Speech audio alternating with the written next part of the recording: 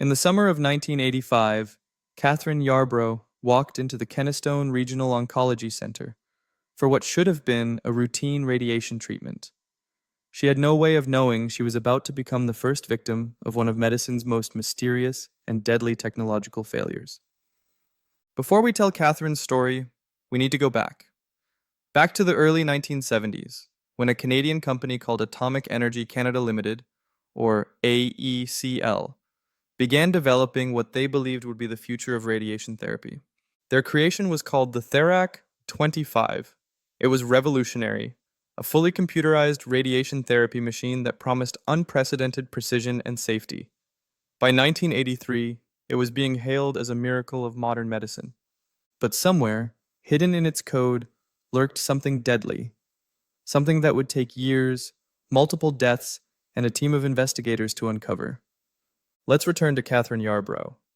On June 3rd, 1985, during her treatment, she suddenly felt an intense, burning sensation. She described it as being on fire. The operator checked the machine's display. Nothing. No errors, no warnings. The machine insisted everything was perfectly normal. When Catherine developed severe radiation burns 3 weeks later, the hospital physicist, Tim Still, contacted AECL. Their response was swift and definitive. An overdose was impossible. The machine had too many safety features. But just 7 weeks later, in Hamilton, Ontario, it happened again.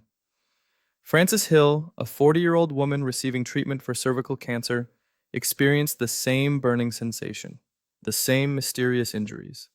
And once again, the machine showed no errors. AECL sent a service engineer to investigate. They tested everything. They found nothing wrong.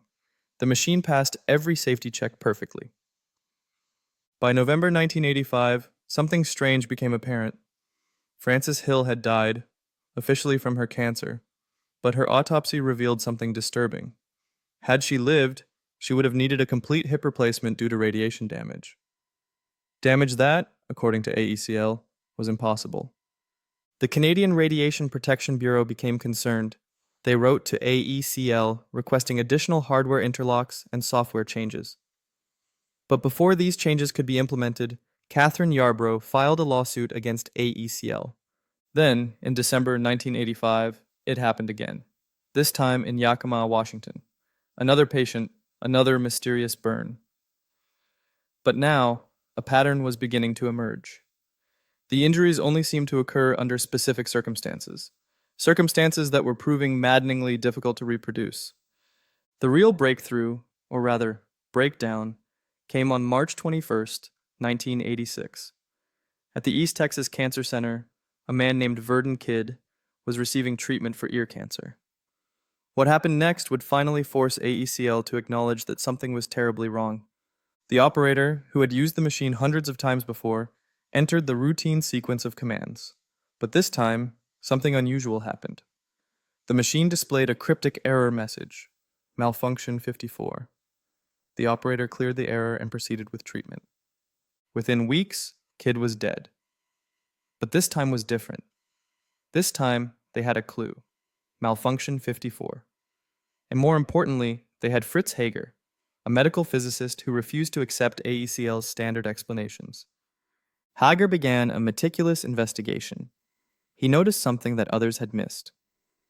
The accident seemed to happen only with experienced operators, ones who could input commands quickly, almost automatically. But why would experience make the machine more dangerous, not less? The answer would prove to be both simple and terrifying. Meanwhile, AECL's response to the mounting crisis seemed inadequate. On April 14, 1986, they sent a letter to all Therac-25 users with a bizarre suggestion: remove the up arrow editing key and cover the contact with electrical tape. The FDA was not impressed. They declared the Therac-25 defective and demanded a corrective action plan. But even as AECL struggled to develop this plan, another patient, Ray Cox, was being overdosed at the East Texas Cancer Center. As investigators dug deeper, they began to understand the true nature of the problem. The Therac-25 was different from its predecessors in one crucial way. It relied entirely on software for safety. Previous models had hardware safety interlocks, mechanical checks that prevented the machine from delivering the wrong dose. But the Therac-25's designers had been confident in their software. Too confident.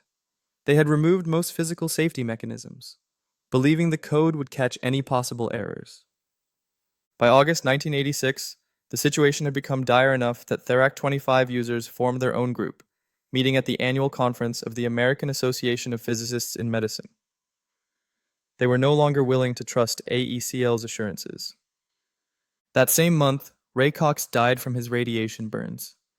His family filed a lawsuit, adding to the mounting pressure on AECL to find the root cause of these accidents. The FDA sent investigators to AECL's manufacturing plant in Canada. What they found was disturbing. The software testing had been inadequate. The safety analysis had focused almost entirely on hardware. And most crucially, there was no system for tracking or investigating accidents. But the machine's deadly secret was still hiding in plain sight. It would take another death, this time in Yakima, Washington, to finally reveal the truth.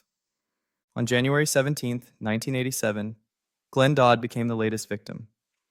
But this time, something was different. The investigators had learned from previous incidents. They were watching for specific patterns, specific sequences of events.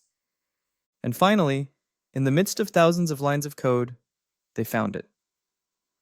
A single variable named Class 3 that was supposed to keep track of the machine's status. Under normal circumstances, it worked perfectly. But under very specific conditions, conditions that only occurred with experienced operators, it could overflow.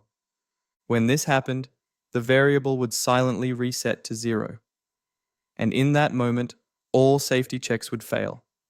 The machine would deliver its full, unshielded beam of radiation, while telling the operator everything was normal. The mystery of the blue flash, reported by so many patients, was finally explained. They had seen the ionization of air by an electron beam thousands of times more powerful than intended. But the most chilling aspect wasn't the bug itself, it was how long it had taken to find it. The machine had passed every test because no one had thought to test for this specific sequence of events. No one had imagined that a computer's normal counting method could become a deadly weapon. By April 1987, Glenn Dodd had died from his radiation burns. The FDA had forced AECL to recall and modify all Therac-25 units. Hardware safety interlocks were added, and the software was extensively rewritten. But the question remained, how had this happened? How had a machine designed to heal become an instrument of death? The answer lay not in the technology itself, but in our assumptions about it. The designers had assumed their software was perfect. They had assumed operators would use the machine exactly as intended. They had assumed that because something had worked thousands of times, it would always work. These assumptions proved deadly. Between 1985 and 1987, the Therac-25 would severely injure at least 6 people, killing 3 of them. The exact number of victims may never be known, as some incidents may have been attributed to patients' underlying conditions. Today, the Therac-25 is studied as a cautionary tale. It teaches us that software bugs can kill, that testing isn't enough, that when lives are at stake, we need multiple layers of protection. But perhaps its most important lesson is this. In our increasingly computerized world, we must never assume that because we can't see a problem, it doesn't exist. The variable that caused these accidents, Class 3, still exists in textbooks and case studies. A simple counter that, when it reached its limit, would roll over to 0, taking human lives with it. In the end, the Therac-25 incidents changed how we approach software in medical devices. New regulations were created, new testing methods were developed, but the fundamental question remains, how many other deadly variables are out there, silently counting up to their limits? Catherine Yarbrough, Francis Hill, Verdun Kidd, Ray Cox, Glenn Dodd, these names are now part of medical history. Their stories serve as a reminder that sometimes the deadliest errors are not the ones that crash our systems, but the ones that let them continue running while silently going wrong. Every day, millions of people trust their lives to computerized medical devices. And somewhere, in all those millions of lines of code, counters are still counting, variables are still varying, and software is still silently running its course. 1, 2, 3, 255, 0.